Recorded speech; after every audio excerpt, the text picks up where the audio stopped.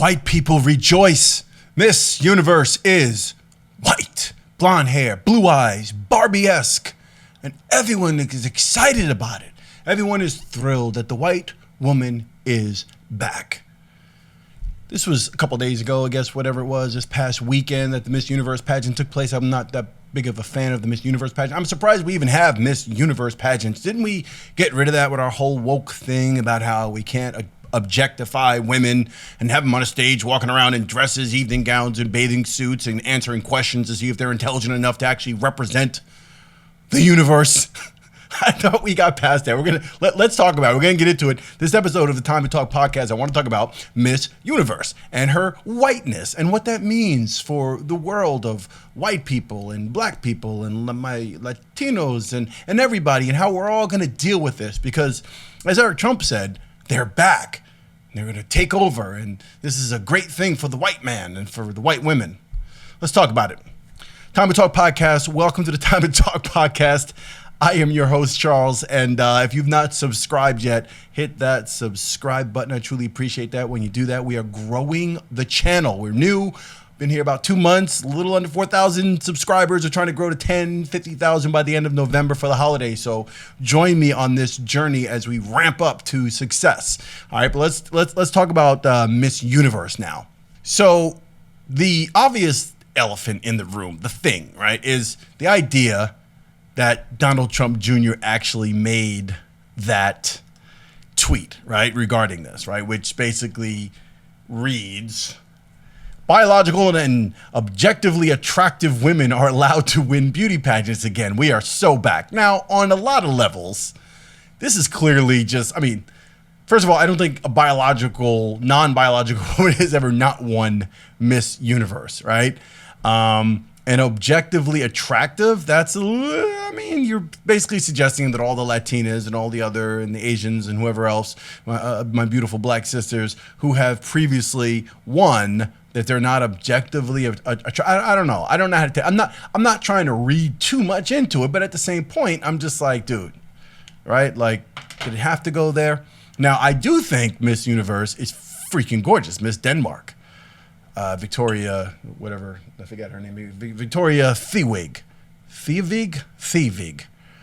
Yeah, I think she's absolutely gorgeous. I think Miss Nigeria was gorgeous. Although Miss Nigeria, I'll be honest with you, I think she was pretty, but it's kind of like a weird avatar-ish way. There was something that almost looked, I don't know if it was plastic surgery, I don't think so, but there was like an avatar-esque feel to her. Her eye shape is a beautiful, a striking woman.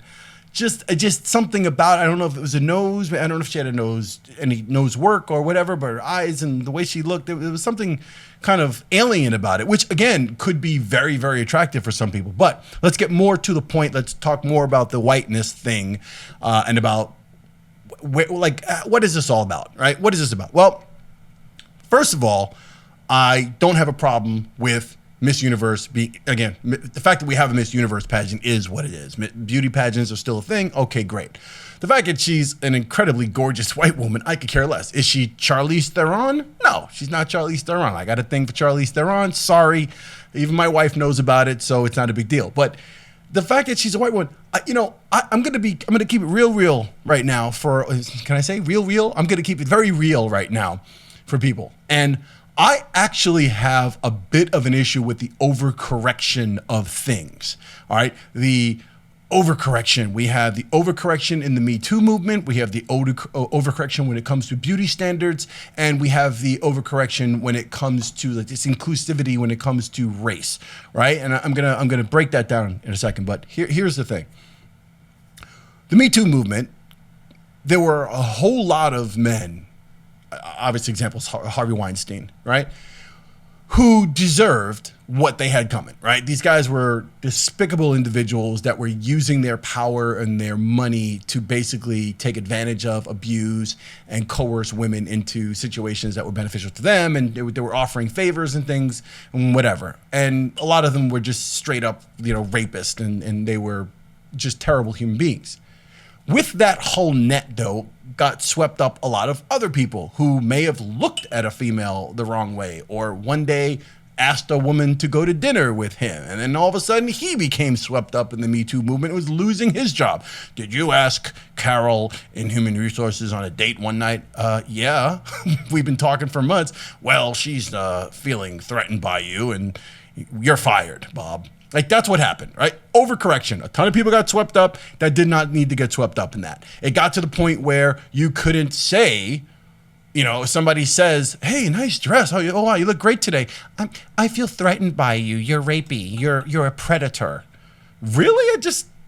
I mean, man, woman, I can't say hello. I can't say you look nice in a normal way, not being creepy about it, not going, hey, girl. Just a regular hello would suddenly label you, you'd be labeled as a predator, or you're being threatening, you're violating her space, making her feel uncomfortable.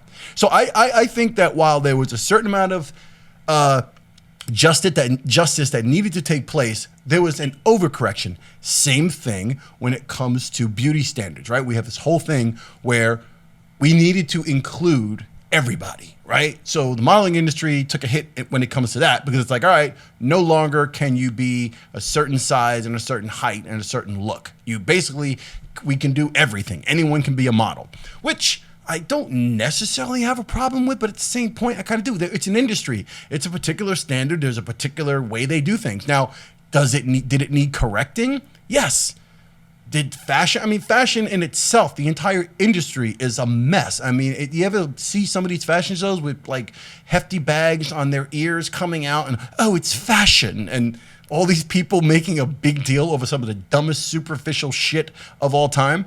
Like, the whole industry is just a fake superficial like nightmare.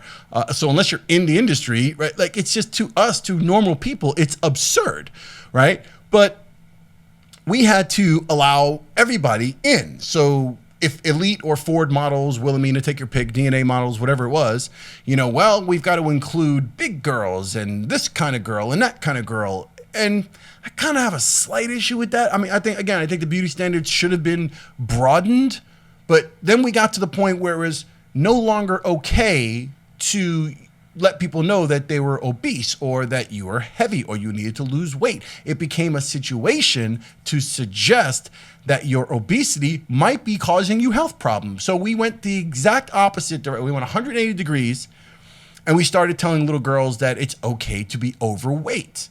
Again, do I think that we should make fun of people who are overweight? Do I think we should be judging a person's character and their person, like, on whether or not they're overweight? No, but should we have possibly made it clear, like, from a health perspective, this may not be the best thing? You might need to change your diet or get some exercise. Yeah. So anyway, I'm saying the overcorrection with everything is always a problem, which leads me to the inclusivity thing, right? So every single TV commercial has to feature a mixed race couple. It's a black man and a white woman, or a black woman and a white man, or it's a Latino woman and a white man, or a black man. Everything, an Indian man, everything is mixed race. You can't see a Cheerios commercial, one of these stupid pharmaceutical commercials, or a Toyota commercial, or a Verizon commercial where there's a couple and they're not mixed. Do I have a problem with this? No, we needed to have more diversity. We needed to have more reflection of America as it grew, as, our people, a reflection of our people, all races and different cultures and different religions. We needed to see that in movies. We needed to see that in TV shows. Long gone are the days of Friends, although I didn't have a problem with Friends. Why? It was a show about these particular white people who happen to hang out with each other. There are white people who do that, who don't have black friends. I mean, that could be a whole nother conversation in itself as to society and how people hang out and what modern society is like versus past societies, and whether socially white people stay to themselves. I mean, it's a whole nother discussion. But my point is, every single commercial now does not need to be black, white. Look, we need to include people. We got to have a big girl, and we got to have a transgender, and we got to have a gay couple, and we got to have this. We don't need that. We went overboard. It's possible to see a black man and a black woman with black children running around in a commercial. Dark skin, light skin, high yellow like me, I don't care.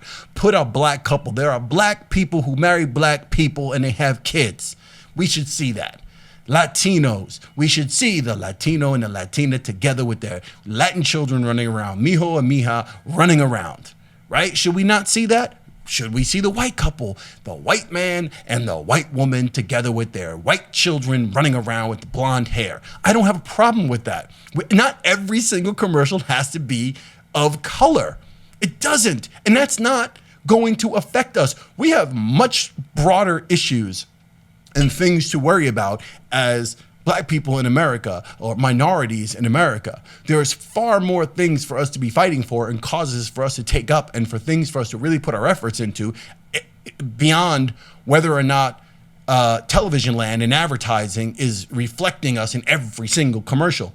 Is it good that it's happened? Yes. Are we going overboard now? Yes, that's my point. So that brings me to the white woman thing for Miss Universe, right? One of the issues with doing these corrections, there was a point in time, especially I'd say over the last 10 years, where this whole toxic masculinity thing and this whole anti-white man thing and white privilege thing, I think, we needed to address certain things. And I think without getting into a long, history of America and racism and going all the way back to slavery and getting into every single thing we could possibly discuss when it comes to the founding of America and inherent racism in certain areas and how things have been built and how things have been established and what privileges afforded to certain classes of people and how it all works.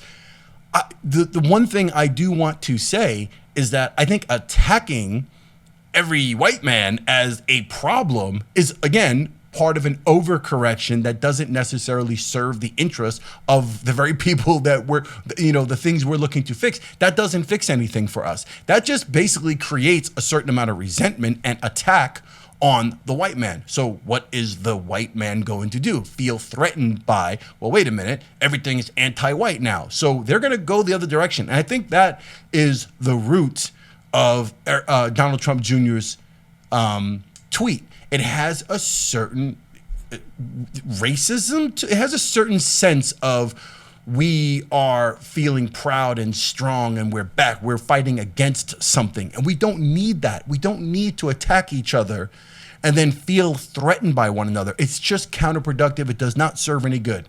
I may have made some enemies in this particular episode. I don't care.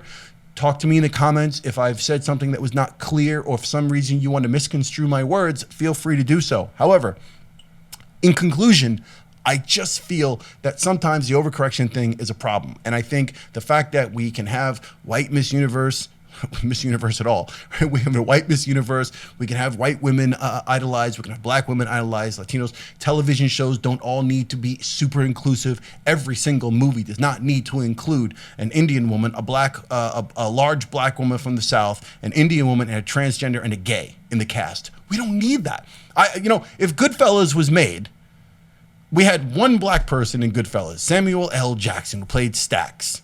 He got killed, of course. One dude, because he hung around in the bar and they used him to drive the getaway truck in the Lufthansa heist. My Goodfella fans out there, Goodfellas movie fans, you'll know what I'm talking about. Now, the movie was about 1970s Queens gangsters, the mob. Why would there be a whole ton of gay people, transgender people, black people, Latinos hanging out in that circle? There wouldn't be. So I saw a movie that revolved around that. Now, I could watch a movie about Mexican mud wrestling midgets in Montana. I wouldn't feel bad that that circle of people, that little gang of people, did not happen to have any black brothers hanging around with them, or they didn't have a transgender friend or a gay friend in their little clique. Maybe it's just 5 Mexican midget mud wrestling people from Montana who hang out in this little bar and they have a little fight club that goes on down in the basement. I'm not going to feel threatened or feel bad if I'm not reflected in that movie. I didn't see myself.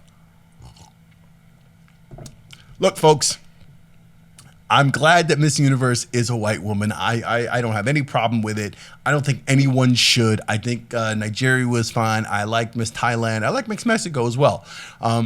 But it is what it is. I think what's important and the thing to take out of this is pay attention to, the way some white people are going to feel about this, but identify where that's coming from. We have for a long, I think in general, the general pulse right now of the country, especially with Trump's win, yeah, I think you're going to see a whole lot of white men on some racist sort of like the white man is back. You know, you got Elon, Trump, Rogan, the bros, and this whole thing. You know, I mean, I think about the only amount of color that's in the administration is Vivek Ramaswamy, right? And like Tulsi a little bit, like, so it's feeling like this whitewash thing happening, and it's feeling like, you know, a lot of the white boys who were upset and who were feeling marginalized, I guess, to a certain degree, or feeling attacked with all the last 10 years of, again, that anti-white man, you have privilege, you're the problem, you're the reason America sucks. Like, they're feeling themselves right now. Let's hope they don't get too much in their feelings and go overboard, because then that will be a problem, right? Let's just keep an eye on the situation, but understand it. I guess see where it's coming from, get it, and let's roll with it. Let's just try to love one another at the end of the day, and let's not feel any particular way. And I'm talking to my people as well in terms of whether you support the fact that Miss Denmark won. Who, first of all, it's a beauty pageant, people.